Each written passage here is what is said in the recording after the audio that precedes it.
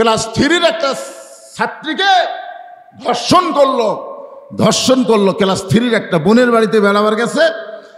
বোন তাকে স্বামীর কাছে রেখে, ছোট মেয়ে তো ক্লাস 3 পড়ে, পরে জানা গেল এখন খবর মেয়েটা মারা গেছে।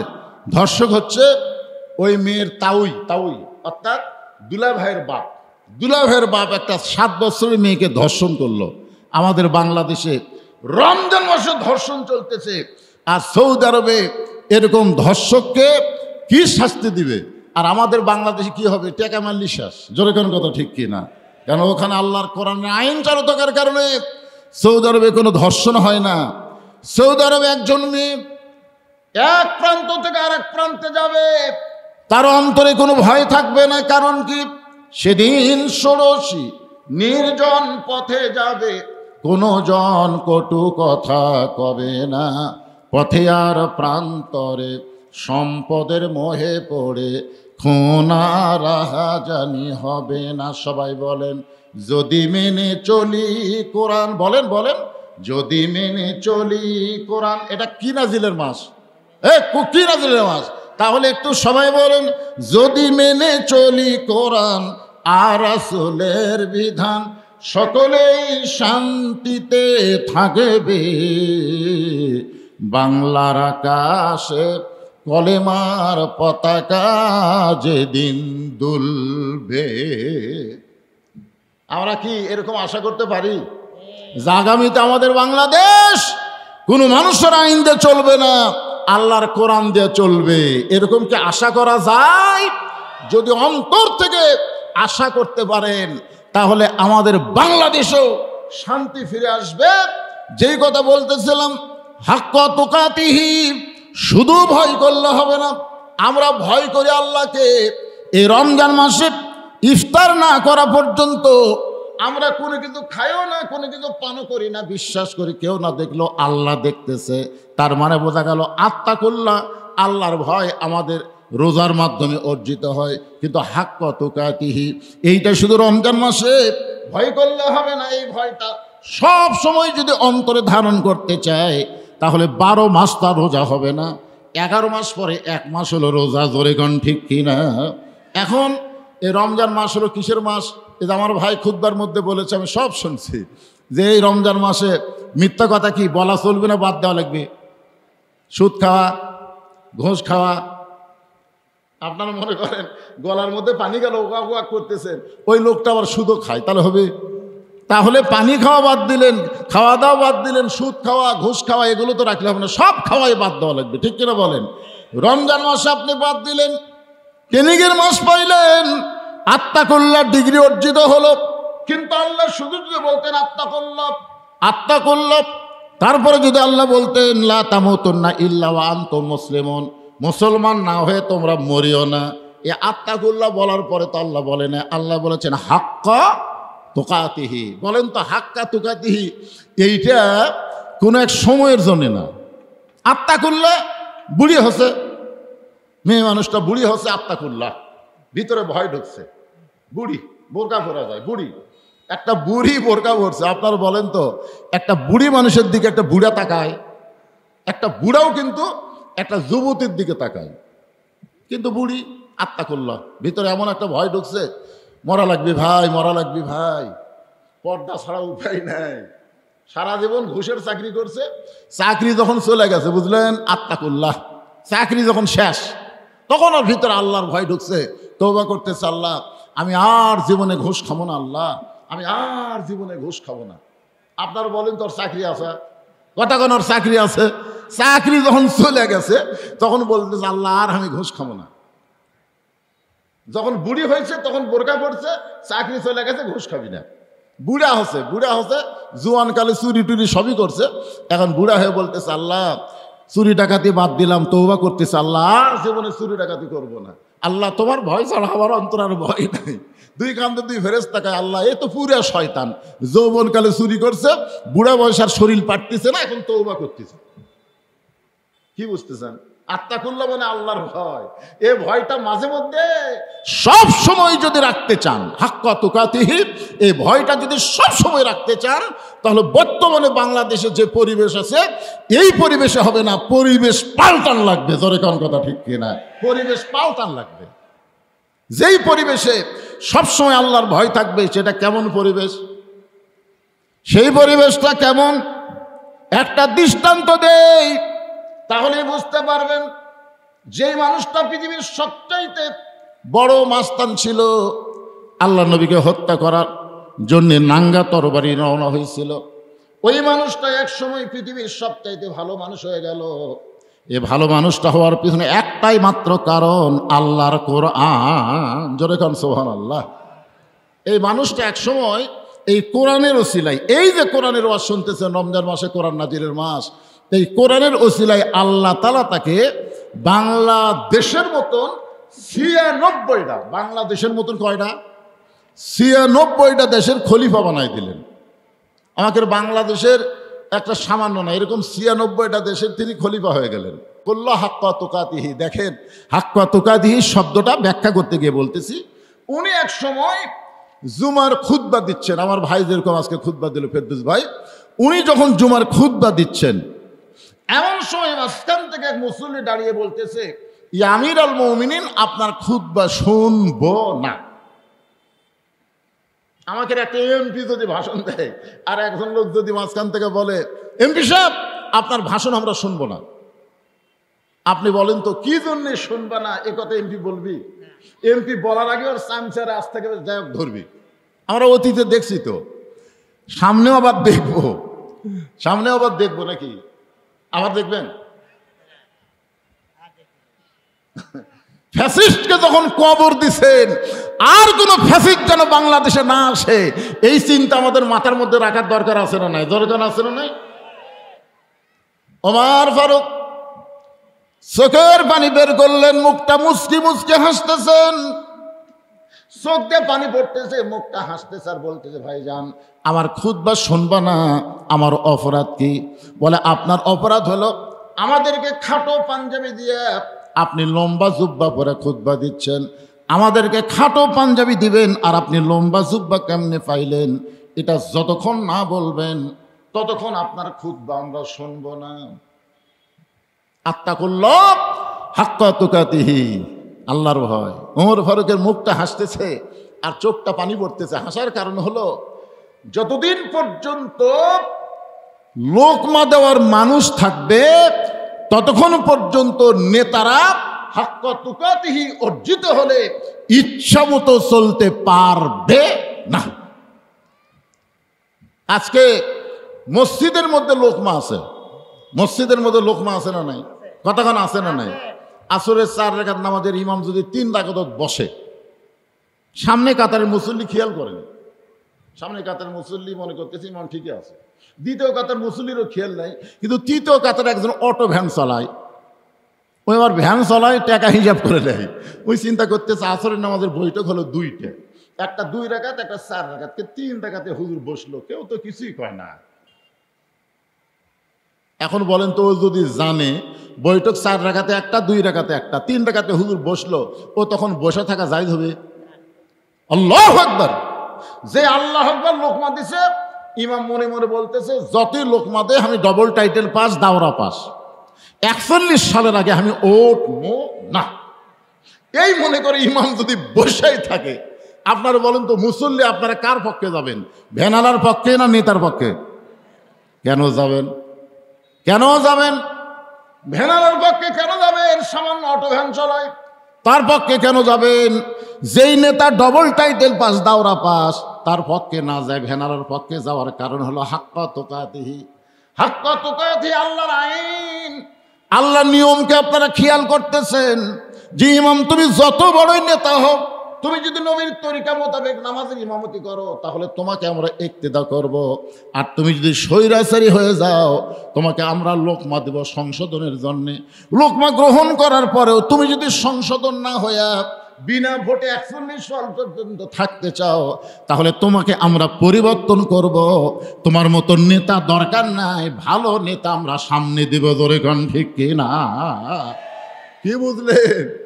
কি বুঝলেন? মসজিদের মধ্যে আপনারা নেতা নির্বাচন ভালোই করেন, নেতা ভুল করলে লোকমা দেন, তো সমাজের মধ্যে এই লোকমা বন্ধ হলো কেন? সমাজের মধ্যে ও লোকমা যদি চালু থাকে, ওমর ফারুক চোখের পানি বের করে কাঁদতেছে আর মুখটা হাসার কারণ হলো এ লোকমা যতদিন চালু থাকবে ততদিন হাক্কা তুকাতি, আল্লাহর ভয় শুধু সাধারণ মানুষের মধ্যে থাকবে না, আল্লাহর ভয় নেতাদের অন্তরেও থাকবে। জোরে কোন ঠিক কিনা? কথা বলেন। ওমর ফারুক বলতেছে, তাহলে আমার খুতবায় লোকমা দেওয়ার কারণ? বলে আমাদেরকে খাটো পাঞ্জাবি দিয়ে আপনি লম্বা জুব্বা পরে খুতবা দিচ্ছেন, এই লম্বা জুব্বা কোথায় পাইলেন? যতক্ষণ না বলবেন আমরা আপনার খুতবা শুনবো না। সঙ্গে সঙ্গে আব্দুল্লাহ ইবনে ওমর ফারুকের সন্তান বাবার পাশে দাঁড়ায় বলতেছে, রে নবীর সাহাবীরা, আমার বাবার লম্বা জুব্বা দেখে তোমরা লোকমা দিলা, আমার বাবার জুব্বা লম্বা দেখে তোমরা লোকমা দিলে, কিন্তু তোমরা লক্ষ্য করে দেখো আমার পরনে কোনো নতুন কাপড় নাই। আজকে খাটো পাঞ্জাবি হলেও তো তোমরা নতুন কাপড় পরে নামাজ পড়তে আইছো, কিন্তু আমার পরনে দেখো নতুন কোনো কাপড় নাই। ওসমান গনি বলে, আব্দুল্লাহ, সবাই নতুন কাপড় পরলো, তুমি কেন পরলা না? আব্দুল্লাহ বলতেছে, আমি যদি নতুন কাপড় পরতাম তাহলে আমার বাবার জুব্বা লম্বা হতো না। আমার বাবার জুব্বা লম্বা হওয়ার পিছনে কারণ হলো আমার কাপড়টুকু আমার বাবাকে দান করার কারণে। বাবার কাপড় আমার কাপড় একত্র করে বাবা লম্বা জুব্বা বানায় খুতবা দেয়। এখন বলো খুতবা শোনা যায় কি না যায়? সঙ্গে সঙ্গে সাহাবারা বলতেছেন, আত্তাকুল্লাহ হাক্কা তুকাতিহি, যখন অর্জন হয় এইটা কোনো মানুষের আইন দেওয়া সম্ভব নয়, আল্লাহর কোরআন দিয়ে যখন রাষ্ট্র চলবে এমন ভালো মানুষকে মুসলমান নেতা হিসাবে দেখতে পাবে। আমরা সেই কোরআন পাইছি এই পবিত্র রমজান মাসে। আল্লাহ বলতেছেন নামাজ মানুষ আল্লাহর জন্যও পড়ে, আবার দেখানোর জন্যও নামাজ পড়ে। সূরা মাউন পড়েন, আল্লাহ কেন বলতেছেন ফাওয়াইলুল লিল মুসাল্লিন আল্লাযীনা হুম আন সালাতিহিম সাহুন আল্লাযীনা হুম ইরাউন ওয়া ইয়ামনাউনাল মাউন। বলেন তো নামাজ মানুষ কার জন্য পড়ে? কথা কন না কেন? আবার মানুষকে দেখানোর জন্য যে নামাজ পড়ে এইটাকে আপনারা জানেন? আচ্ছা, আপনাদের এলাকায় জুমার দিনে যারা শেষে আসা আগে যায়, আজকে জুমার দিন না, আজকে জুমার দিনে যেই মুসল্লি শেষে আসা আগে গেল, এরা কি আল্লাহর জন্য নামাজ পড়তেছে? আপনাদের কি ধারণা? কারণ জুমার দিনের হুকুম কি? ইজা নুদিয়া লিস-সালাহ মিন ইয়াউমিল জুমআ ফাসাউ ইলা যিকরিল্লাহ। তাহলে জুমার দিনের আজান দেওয়ার সাথে সাথে আসা লাগবে। এই হুকুম কার? কথা কন না কেন? হুকুম কার? তা আত্তাকুল্লাহ মানে কি? হুকুম মানবো কার? আল্লাহর। তাহলে জুমার দিনে আসলো আবার শেষে, যা গেল আবার আগে। এরা কি আল্লাহর জন্য নামাজ পড়তেছে না মানুষকে দেখানোর জন্য? মানুষকে দেখাচ্ছে 7 দিন পর আমরা হাজরা দিই রে, 7 দিন পর আমরাও হাজরা দিই। পুরানা স্যান্ডেল পাওয়ার দিয়ে আসবে, শেষে যাওয়ার সময় নতুন পাওয়ার দিয়ে যাবে। ধরা পড়লে বলবে বদল হচ্ছে ভাই, বদল হচ্ছে কে? আজ পর্যন্ত আপনাদের এলাকায় দেখছেন যে নতুন স্যান্ডেল থুয়ে পুরাতন পাওয়ার দিয়ে গেছে? এরকম কোনোদিন আপনারা দেখছেন? না। আমি যত দেখছি নতুন পাওয়ার দিয়ে গেছে পুরাতন থুয়ে। ধরা পড়লে কই বদল হচ্ছে, বদলের সাইজ নাই। তুই যদি নতুন থুয়ে পুরাতন পাওয়ার দিতি তাহলে বুঝবেন তোর বদল। তুই তো স্যান্ডেল চোরা। অনেক লোক দেখবেন বাড়িতেও নামাজ পড়ে, মসজিদেও নামাজ পড়ে, একই 4 রাকাত নামাজ বাড়িতে পড়তে লাগে 2 মিনিট আর মসজিদে পড়তে লাগে 4 মিনিট। আপনার বলেন তো বাড়িতে নামাজ পড়তেছে কার? কথা কয় না তো, মসজিদে পড়তেছে কার?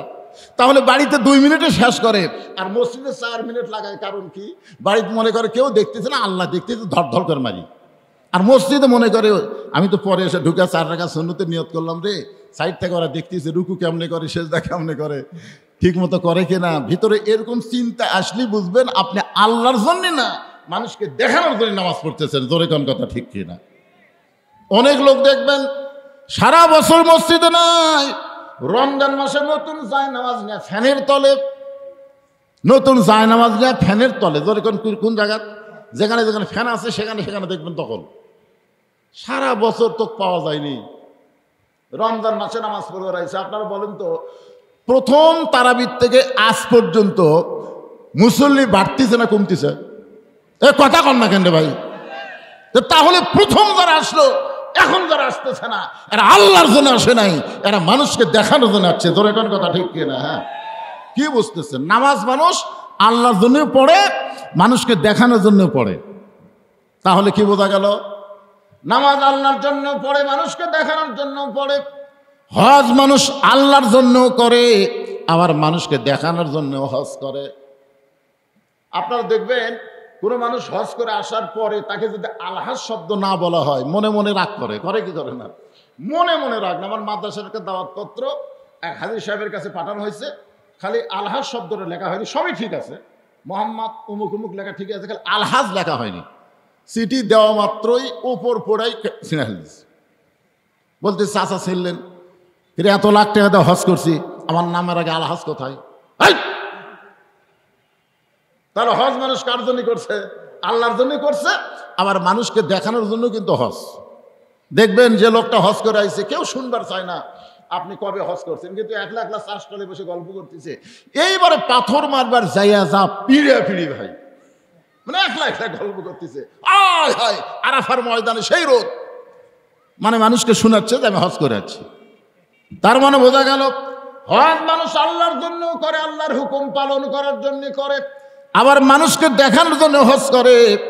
যাকাত মানুষ আল্লাহর জন্য দেয়, আবার মানুষকে দেখানোর জন্য কিন্তু যাকাত দেয়। যাদের উপর যাকাত ফরজ হয়েছে তারা আল্লাহর জন্য যাকাত দেওয়া লাগবে না? এ কথা কোন লাগবে কি লাগবে না? কিন্তু মানুষকে দেখানোর জন্য দেয়। রমজান মাসে যাকাত দেয়, আমাদের বাংলাদেশে একটা নিয়ম, সারা বছর না দিলেও রমজান মাসে দেয়, সব দেশে হওয়ার কারণে। এখন গরিব মানুষেরা তার বাড়ি যাচ্ছে, চাচা যাকাত, 23শে রমজান, এত আগে আসলে কেন? 23শে রমজান দেব।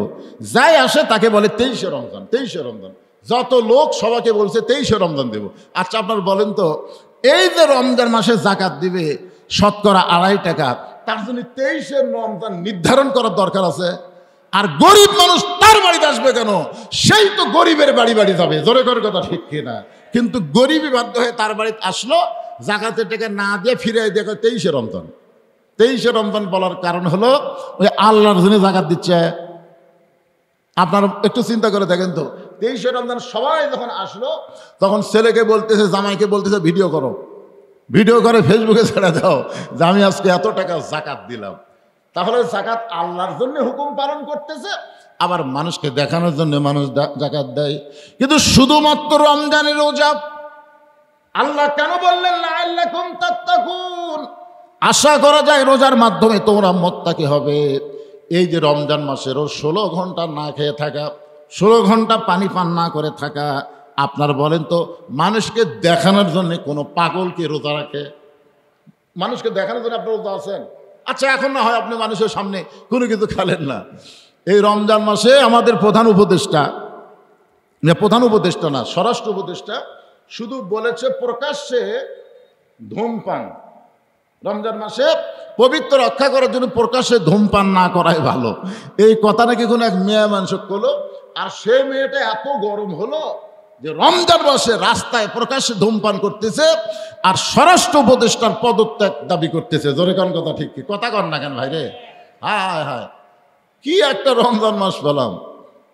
আমরা অনেক সময় বলি যে সাথে সাথে অ্যাকশন না নিয়ে এই ইউনুস দেরি করে কেন? আমাকে একজন বলে হুজুর ইউনুস দেরি করে কেন? আমি বললাম আরে বুড়া মানুষের কাজ তাড়াতাড়ি হয় না তো। বুড়া মানুষের কাজ সব অ্যাকুরেট হয়, কিন্তু একটু ধীর গতিতে হয়। আপনারা বলেন তো, যুবকেরা যে তড়িৎ করে কাজ করে, এই কাজের মধ্যে ভুল আছে, জোরে কোন ঠিক কিনা? আর মুরব্বীরা যে কাজ করে, এই কাজ ভুল আছে। চিন্তা ভাবনা করে পরে আমি দেখছি আজ পর্যন্ত প্রায় 3 বছর হয়ে 4 বছর আমি তদন্ত করে দেখতেছি, বাংলাদেশের কোনো রাস্তায় কোনো বুড়া মানুষ অ্যাক্সিডেন্ট হয়ে মরেনি। বুড়া মানুষ এমনি মরছে, কিন্তু অ্যাক্সিডেন্ট হয়ে কোনো বুড়া মরেনি। না মরার কারণ কি জানেন? যদি কোনো বুড়া পার হওয়ার না পারে, তখন বলে ভাই ভাই আমি পার হওয়ার পারতেছি না, রাস্তা একটু পার করে দাও। এদিকে তাকায়, এদিক তাকায়, এদিক তাকায়, খাড়া হয়। আর জুয়ানেরা তাকায় না, খালি একদিকে তাকায়, এদিক থেকে আসতেছে, ওদিকে খেয়াল নেই, এদিকে তাকা পার হচ্ছে, তলে পড়ে মরছে। ডক্টর ইউনুস কাজ করতেছে সবই, কিন্তু একটু ধীর গতিতে হচ্ছে। আপনারা জানেন স্বৈরাচার হাসিনা যে অর্থনীতিকে পঙ্গু করে বাংলাদেশ থেকে পলায় গেল। ওই জায়গায় কোনো সরকার যদি ভোট পায় ক্ষমতায় যাইতো, 6 মাস তারা টিকতে পারতো না। আন্তর্জাতিক চাপে মানুষের ভিতরে এমন একটা বিদ্রোহ জ্বলে উঠতো, 6 মাসের মধ্যে তাকে পদত্যাগ করা লাগতো। জনগণ কথা ঠিক কথা বলে বুঝবার পারতেছেন না। আজকে যারা তাড়াতাড়ি ক্ষমতা নেওয়ার চিন্তা করতেছেন, ভাই বুঝবার পারতেছেন না যে দেশটা কোন জায়গাতে রেখে গেছে। তলাবিহীন ঝুড়ি বানায় রাখছে। জোরে কর কথা ঠিক কিনা? ইউনূসের ক্ষমতার লোভ নাই। অনেকে মনে করতেছে ইউনূস হয়তো ক্ষমতার লোভে আছে। না, ইউনূস চাচ্ছে দেশটাকে একটা সুন্দরভাবে গোছায় দিয়ে একটা ভোটার সরকারের হাতে দিয়ে দিবে, একটা নিরপেক্ষ ভোট হবে, এরকম একটা অবস্থায় দিবে। খালি বলে তাড়াতাড়ি। তাড়াতাড়ি কেমন হবে? দেখেন প্রত্যেকটা কাজ হচ্ছে কি হচ্ছে না। ভারত যে পেঁচাল শুরু করছিল, এখন সে পেঁচাল আছে? কথা বললেন। আমরা তো প্রতিদিন খবর দেখি, প্রতিদিন তো ফেসবুকে খবর দেখি যে ভারতের মুখ বন্ধ করলো কে? বিএনপি। তারপর অন্য দল তো ভারতের সাথে লিয়াজু করে ক্ষমতা চাচ্ছে। আর ইউনূস করছে ভারত মুক্ত বাংলাদেশ গড়াতে হবে। যেই ভারত বলল আমরা পেঁয়াজ বন্ধ করে দিলে রমজান মাসে 1000 টাকা কেজি পেঁয়াজ খাওয়া লাগবে। আপনারা বলেন তো, এত 10 বছর ভারত থেকে পেঁয়াজ পেয়ে রমজানে আমরা 200 করে খাচ্ছি। জোরে কোন কথা ঠিক কিনা? এবার শালা ভারত বন্ধ করে দিছে, পেঁয়াজের দাম কত?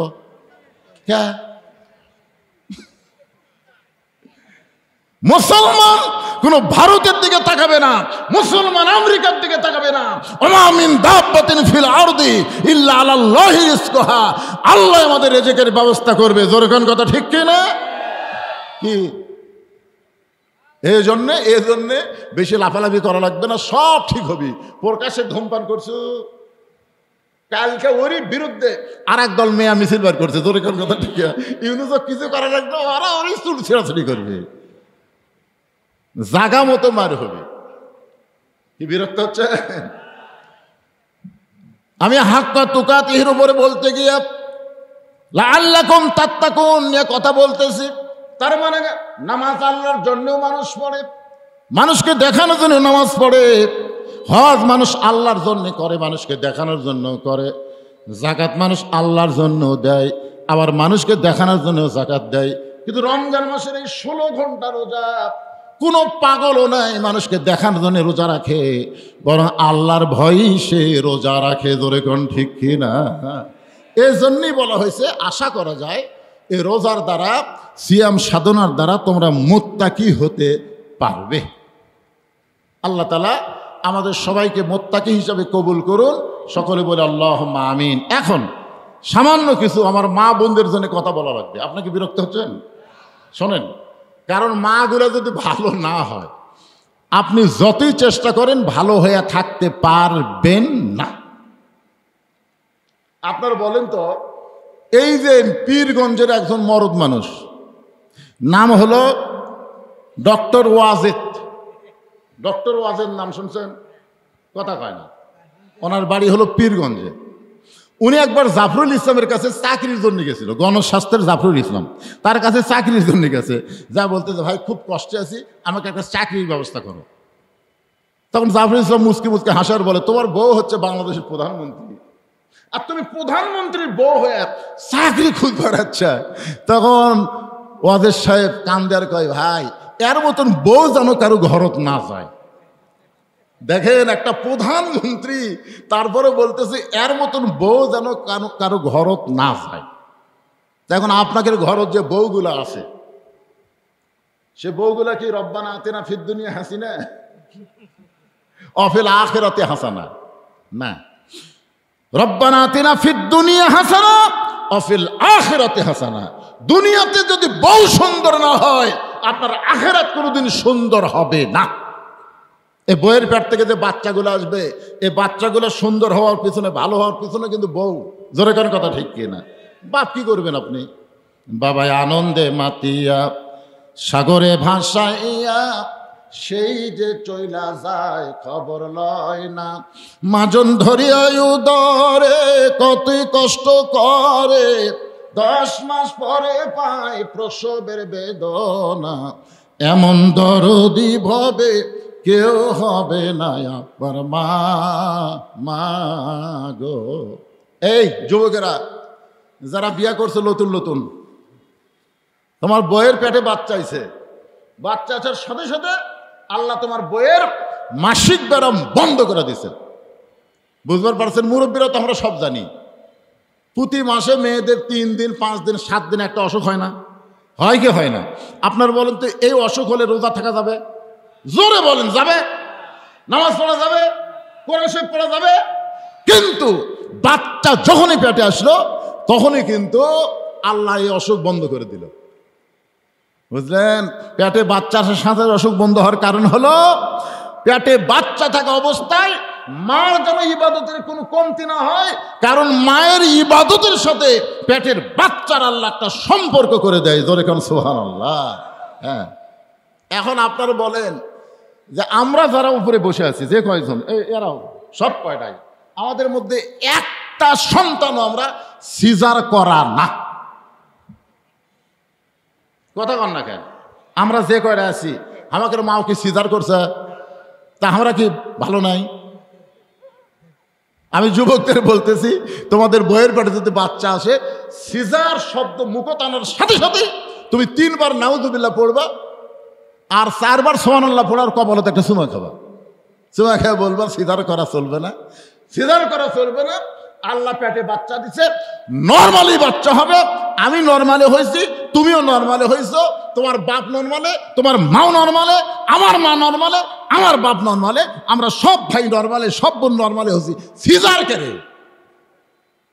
একটা কথা যদি আপনার বউকে বুঝাবার পারেন, কোনো মতে নর্মালি যদি আপনার বাচ্চা হয়, দেখবেন ওই বাচ্চার উপরে তেমন ওয়াজ করা লাগবে না, জন্মসূত্রে ভালো হয়ে জন্ম নিবি। জোরে কোন কথা ঠিক কিনা? হ্যাঁ, আমার কাছে হুজুর দোয়া দেন তো। কিসের দোয়া?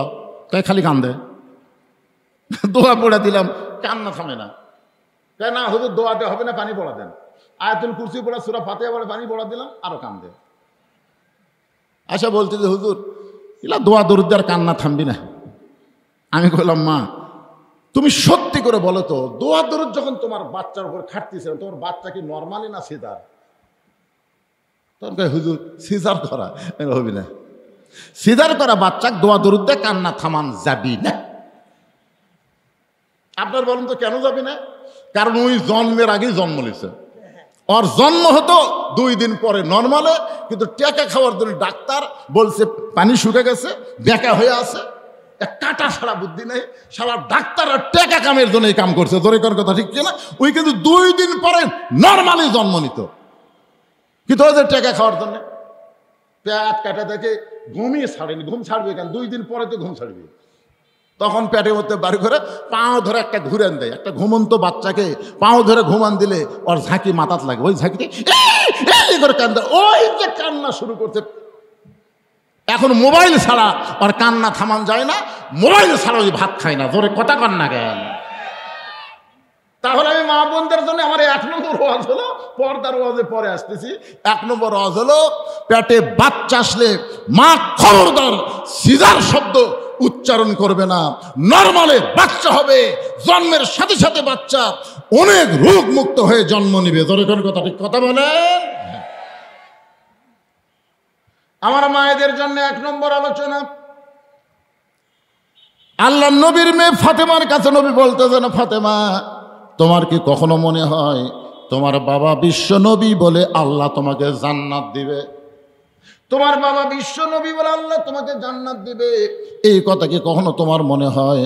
ফাতেমা বলতেছেন, ইমামুল আম্বিয়া ইমামুল মুরসালিন, আমার বাবা সমস্ত নবীদের ইমাম, সমস্ত নবীদের সর্দার, এমন একজন নবীর মেয়ে হওয়ার কারণে আল্লাহ হয়তো আমাকে তার বাবার ওসিলায় জান্নাত দিবার পারে। সঙ্গে সঙ্গে রাসূল বললেন, মা এরকম চিন্তা যদি কোনো সময় করে থাকো তাহলে তুমি ভুল চিন্তা করেছো মা। শুনে নাও, জান্নাতে যদি যাবার চাও, বিশ্ব নবীর মেয়ে হওয়ার কারণে আল্লাহ তোমাকে জান্নাত দেবে না। জান্নাতে যাইতে গেলে জান্নাতের আমল করে তোমাকে জান্নাতে যেতে হবে। অকরনা ফি বুয়ুতিকুন্না ওয়ালা তাবাররাজনা তাবাররুজাল জাহিলিয়াতিল উলা। আমার মায়েদের জন্য ওয়াজ করতেছি, 2-1 ওঠা বসা করলে তো বিরক্ত।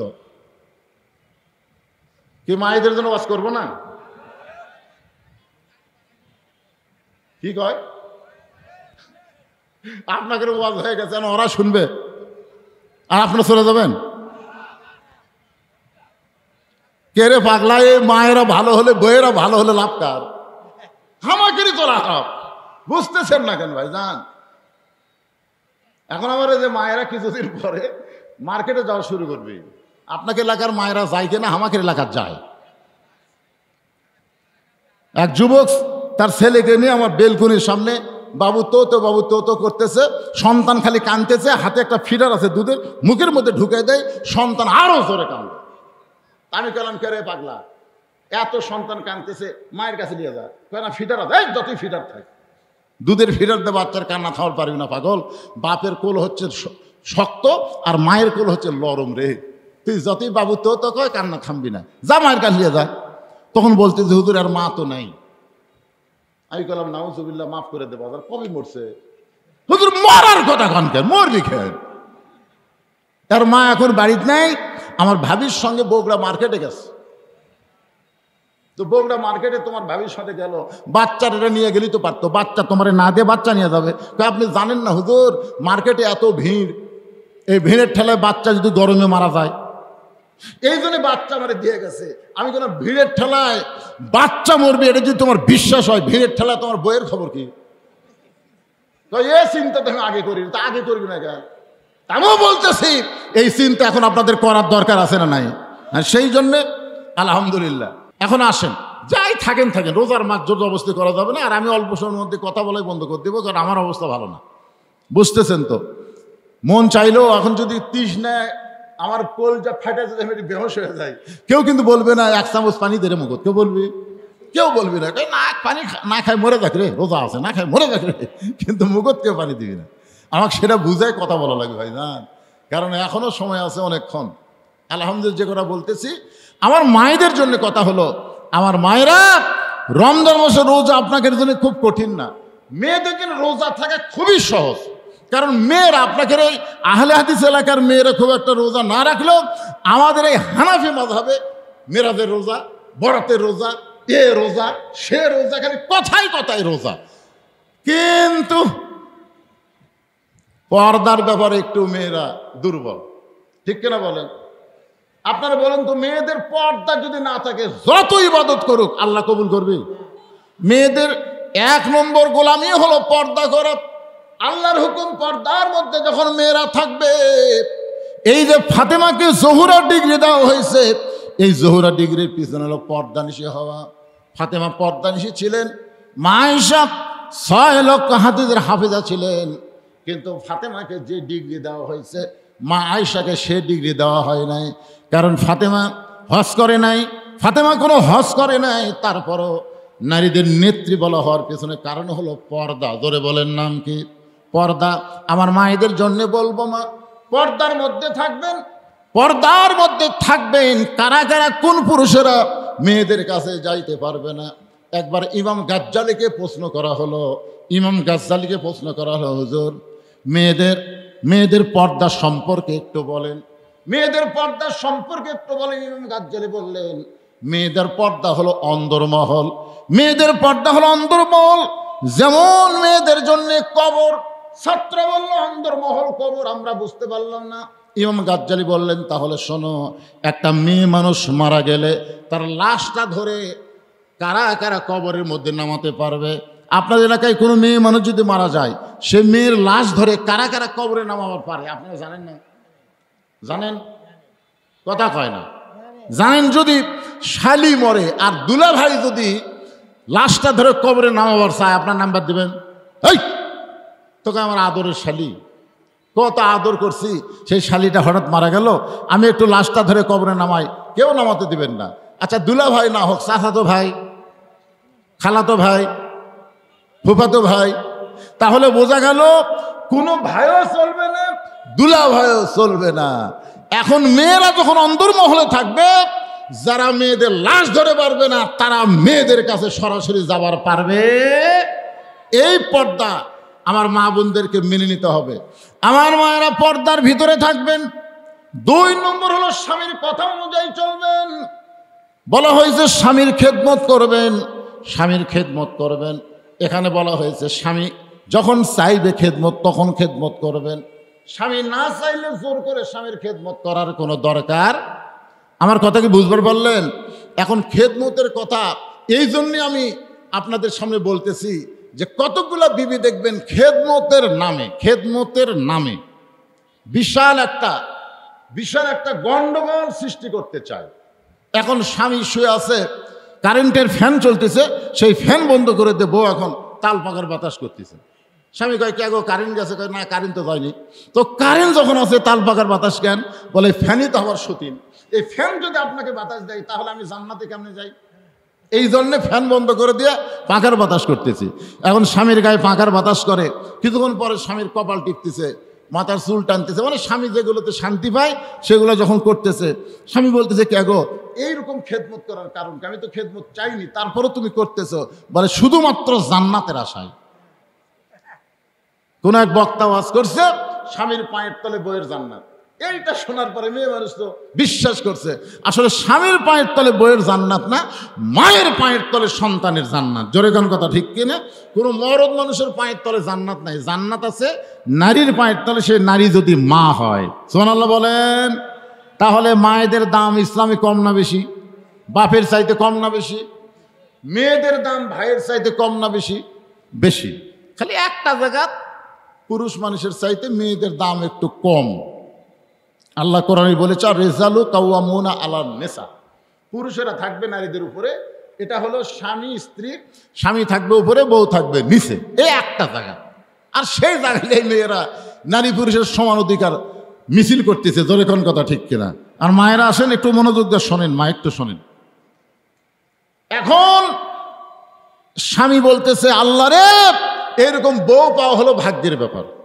যে বউয়ের থেকে খেদমত চাইনি, তারপরে বউ জোর করে খেদমত করতেছে, চুল টান দিচ্ছে, কপাল টিপে দিচ্ছে, মাথা টিপে দিচ্ছে, বাতাস করতেছে। কিছুক্ষণ পরে বউটা কাঁদতেছে, কিছুক্ষণ পরে ও করে কাঁদতেছে। স্বামী বলে, কি ব্যাপার, আমার খেদমত করা আর কান্দ কেন? এমনি এমনি বাতাস করতেছে, কপাল টিপতেছে আর কান দিচ্ছে। কি জন্য কান্দ? এমনি এমনি। আরে আমার খেদমত করতেছে, কাঁদতেছো, এমনি এমনি এমনি এমনি কেন? বলে, আপনাকে বলে লাভ কি? আপনাকে বলে লাভ কি? বলবো না। এই কয় আবার কপাল টিপে বাতাস করে। স্বামী জোর করে ধরছে, লক্ষ্মীটি বলো তো, আমার ময়না পাখি বলো তো, তোমার কি হয়েছে? কে তোমার কষ্ট দিল? তখন বলতেছে, বললে কি কোনো লাভ হবে? আচ্ছা বলেই দেখো তো। তখন বউ বলতেছে, তুমি যখন শহরে চাকরি করতে যাও, তুমি যখন ব্যবসা করতে যাও, তখন তোমার বুড়া বাপ আর তোমার বুড়ি মা, এই দুইজন আমার কলজাত আগুন লাগা দিচ্ছে। আর তোমার বুড়া মা এত ফ্যাস ফ্যাস করে, তোমার বুড়িমা এত কুটকুট করে, এই বুড়া বুড়ির অত্যাচারে আমার কলজাত আগুন ধরে গেছে। এই বলতেছে আর বাতাস করতেছে। তো বলে লাভ কি? আপনার বাপ মায়ের বিরুদ্ধে আপনার কাছে বলে কোনো লাভ আছে? এখন যদি বাপ মার সাথে থাক পারছেন, তাহলে আল্লাহর রাস্তায় আমার বাপের বাড়িতে পাঠিয়ে দেন। আর যদি আমাকে নিয়ে জান্নাতের সংসার করবারছেন, তাহলে আপনার বাপ মাকে বাদ দেওয়া লাগবে। অমা আলাইনা ইল্লাল বালাগ। এখন আমার ওয়াজ করা শেষ, আপনি কি আমল করবেন চিন্তা করেন। তখন স্বামী চিন্তা করতেছে, লিয়াবলুয়াকুম আইয়ুকুম আহসানু আমালা, আল্লাহ পরীক্ষা করবে সুন্দর আমলের। এই সময় বউ বলতেছে, এখন আপনি কি আমল করবেন? তা আমার আমল কোনটা ভালো হবে? বাপ মা বাদ দেয়া বউয়ের সাথে থাকা, না বউ বাদ দেয়া বাপ মায়ের সাথে থাকা? না না, ভালো করে আগে চিন্তা করেন। আল্লাহ কিন্তু বলেছে, লিয়াবলুয়াকুম আইয়ুকুম আহসানু আমালান, তোমাদেরকে পরীক্ষা করা হবে সুন্দর আমলের। আল্লাহ অন্য জায়গায় বলেছেন, ওয়াকাদা রাব্বুকা আল্লা তা'বুদু ইল্লা ইয়াহু ওয়া বিল ওয়ালিদাইনি ইহসানা। আল্লাহু আকবার। এখন আপনি চোখ বন্ধ করে চিন্তা করতেছেন যে যে বাপ মার বিরুদ্ধে বউ আমাকে ওয়াজ শোনালো, এই বাপ মা যদি মরে যায়, তাহলে আমি সারা জীবন কাঁদলে তো আর বাপ মা পাওয়া যাবে না। আপনার বলেন তো, বাপ মা, যে বাপ মার বিরুদ্ধে আপনার বউ ওয়াজ করলো, এই বাপ মা যদি মরে যায় আপনি পাবেন? কিন্তু যে বউ বলতেছে বাপ মায়ের সাথে থাকলে আমাকে বাপের বাড়িতে পাঠিয়ে দেন, এই বউ যদি মরে যায়, চিন্তা করতেছে এই বউ যদি মরে তাহলে বউ পাওয়া যাবে? তখন বলে, পাগলা, মরে দেখুক, তোর বউয়ের অভাব নাই। আপনারা জানেন না, যার বউ মরছে তার কাছে জিজ্ঞাসা করে, কে ভাই খবর কি? আগে আমার এত দাম বাড়ে, আমি আগে বুঝিনি। তা তাহলে দোয়া করতাম আরো 5 বছর আগে বউ মরুক। সকালে একজন আসে, বিকালে একজন আসে, বিয়ে করবেন বিয়ে করবেন। আয় হায়, বউ মরলে বউ পাওয়া যায়, বউ ছাড়া দিলে বউয়ের অভাব নাই। কিন্তু যেই বাপ মার বিরুদ্ধে ওয়াজ করেছে, এ বাপ মা যদি একবার মারা যায়, মানুষ দাঁত থাকতে দাঁতের মূল্য বোঝে না, চোখ থাকতে মানুষ চোখের গুরুত্ব বুঝতে পারে না। বাপ মা যখন মারা যায় তখন বুঝতে পারে এ বাপ মার মতন আপন কেউ আর দুনিয়াতে না। 18 সালে আমার বাবা দুনিয়া থেকে বিদায় নিয়েছে। আমার মা তখন দুনিয়াতে ছিল। 2023 সালের 25 ডিসেম্বর মা যখন মারা গেল, এখন আমার মতন অসহায় আর দুনিয়াতে কেউ নাই। আমার সব কিছু থাকার পরও আমি যেদিকে তাকাই দেখি নিঃস্বার্থ ভালোবাসা। বাপমার মতো দুনিয়াতে আর কেউ নাই। বাপমার মতো নিঃস্বার্থ ভালোবাসা এই পৃথিবীতে আর কেউ নাই। চিন্তা করতেছে বউ মরে গেলে বউ পাওয়া যাবে, কিন্তু বাপমা যদি মারা যায় পাওয়া যাবে না। স্বামী এবার আল্লাহর কোরআনের দিকে খেয়াল করে সুন্দর আমল করার জন্য দাঁড়িয়ে গেছে। দাঁড়িয়ে থাকে বলতেছে ওঠ ওঠ। বউ বলতেছে এত রাগ করলেন কেন? ওঠ, তুই না আমাকে কইলি বাপের বাড়ি যাবি, তো বাপের বাড়ি কেমনে যাবি? তোর জন্য একটা ভ্যান ডাকি, ভ্যানের নাম হলো 3 তালাকের গাড়ি। 3 তালাকের গাড়ির চোরা বাপের বাড়ি যা। তখন কয় আপনি কি বুঝলেন, কি আমল করতেছেন? বলে আমার এটাই শ্রেষ্ঠ আমল রে। তুই মরে গেলে বউ পাবো রে, কিন্তু বাপ মা মরে গেলে বউ বাপ মা তো পাওয়া যাবে না। বউ দৌড়ে এসে স্বামীর পা ধরে বলতেছে আমি আপনাকে একটু পরীক্ষা করলাম গো, আপনি আসলেই ভালো লোক, আপনি ভালো স্বামী। সুবহানাল্লাহ। এরকম মেয়ে সমাজ আছে না নাই? দেখবেন এই রমজান মাসের ঈদের আগ দিয়া আপনি যদি আপনার বোনকে কোনো কিছু দেন, দেখবেন আপনার বউ কিরকম রাগ করে। আপনার অসহায় গরিব ভাইকে যদি আপনি কিছু দেন, দেখবেন আপনার বউ কি রাগ করে। আর ওর ভাইক যদি দেন, ওর বোনক যদি দেন, তখন কবি এত কম দামি দিলেন কেন? এরকম নাই? আছে না নাই? আর কানে কানে কান করার মধ্যে আমার বাপকে এবার কি দিবেন, আমার মাও কি দিবেন, আমার ভাইও কি দিবেন? আরে বাবারি কোনো সময় কয় না। যদি আপনার বাপ মা জীবিত থাকে, বাপ মানে কিছু দিলে বইয়ের কাছে গল্প করবেন, নিজের বাপ মাকে আপনি মন ভরে দিবেন। জোরে কোন কথা ঠিক কিনা? কতগুলো মরদ আছে বইয়ের কাছে সার্টিফিকেট লাই, এবার কি দিব? অত অত সার্টিফিকেট লাগবে। আমি মা বোনদের জন্য বলতেছি, মা সবচাইতে খারাপ আমল হচ্ছে এই রমজান মাসে বেপর্দা হয়ে মার্কেট করা। স্বামী মার্কেট করে দিয়ে আপনার পছন্দ হয় না, স্বামী এনে দিবে ওইটাই নেবেন। মেয়েদের কেন যাইতে হবে? আপনি যতই বোরকা পরা জানেন, বোরকা কোনোদিন পর্দা হয় না। যেই জায়গায় মরদ মানুষ ভিড় করে, এ জায়গায় বোরকার পর্দা কাম হবে না। জোরে কোন কথা ঠিক কিনা? কোরআনের আইন যখন চালু হবে, মেয়েরা শুধু মেয়েদের এলাকায় থাকবে, পুরুষেরা থাকবে পুরুষের এলাকায়, ওই জায়গার একটা নিয়ম আলাদা হবে। কিন্তু এখন বর্তমান সে পরিবেশ বাংলাদেশে নাই। আর 2 নম্বর হলো ঈদের আগে আপনি যেমন আপনার বাপ মাকে ভালোবাসেন, স্বামীর বাপ মাকেও সেই ভালোবাসা দিবেন।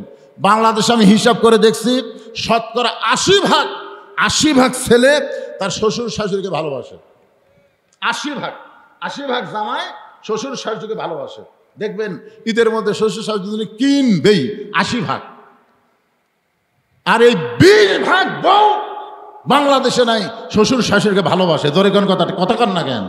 তাই মা বোনদের জন্য বলবো, সামনে আসতেছে পবিত্র রমজান ঈদুল ফিতর, মিলেমিশে মহব্বতে রোজা রাখবেন। মায়েরা সেহরি পাক করবেন, পুরুষ মানুষ ঘুম পাড়বেন না। সেহরিতে নিজের বিবিদেরকে একটু সহযোগিতা করবেন। আপনাকে একলাই ডাকবে কেন মুয়াজ্জিন সাহেব? শুধু মা বোনদেরকে ডাকবেন না, বাপ ভাইদেরকেও ডাকবেন। জোরে কোন ঠিক কিনা? আল্লাহ আমাদের সকলকে কবুল করুক। যাটুকু বললাম বক্তা শ্রোতা আমল করার তৌফিক আল্লাহ দান করুক। আমরা সকলে যদি মোনাজাত করতে চান, মোনাজাত করবেন আপনারা, তাহলে সবাইকে একটা সংক্ষিপ্ত মোনাজাত করি। আল্লাহুম্মা আমিন। আল্লাহুম্মা আনতাস সালাম আমিনকাস সালাম তাবারাকতা ইয়া যাল জালালি ওয়াল ইকরাম। আল্লাহ পবিত্র রমজান মাসের পবিত্র জুমার দিনে আপনার হাজারো বান্দা বান্দীদেরকে নিয়ে তাকওয়া সম্পর্কে, রমজানের রোজার সম্পর্কে কিছু আলোচনা করলাম। আল্লাহ মেহেরবানি করে আজকের মাহফিল আমাদের সকলের হেদায়েতের জন্যে, নাজাতের জন্যে, জান্নাতের জন্যে আল্লাহ কবুল করে নাও। আল্লাহ যারা কষ্ট করে মেহনত করে এই পাঠাগারের পক্ষ থেকে যে কোরআনের বাগান লাগাইছে, আল্লাহ পাঠাগারকে কিয়ামত পর্যন্ত কবুল করো। এই পাঠাগারের মাধ্যমে জনগণের মানব সেবা করার তৌফিক দিয়ে দাও। আল্লাহ পাঠাগারের সম্মানিত সভাপতি, সম্মানিত সহসভাপতি, সেক্রেটারি, কেশিয়ার, আল্লাহ সমস্ত সদস্যকে আল্লাহ তুমি কবুল করো। আজকের এই মাহফিলের সম্মানিত সভাপতিকে আল্লাহ তুমি কবুল করো। আজকের এই মাহফিলের অতিথিবৃন্দদের আল্লাহ কবুল করো, আলেম ওলামাদের কবুল করো।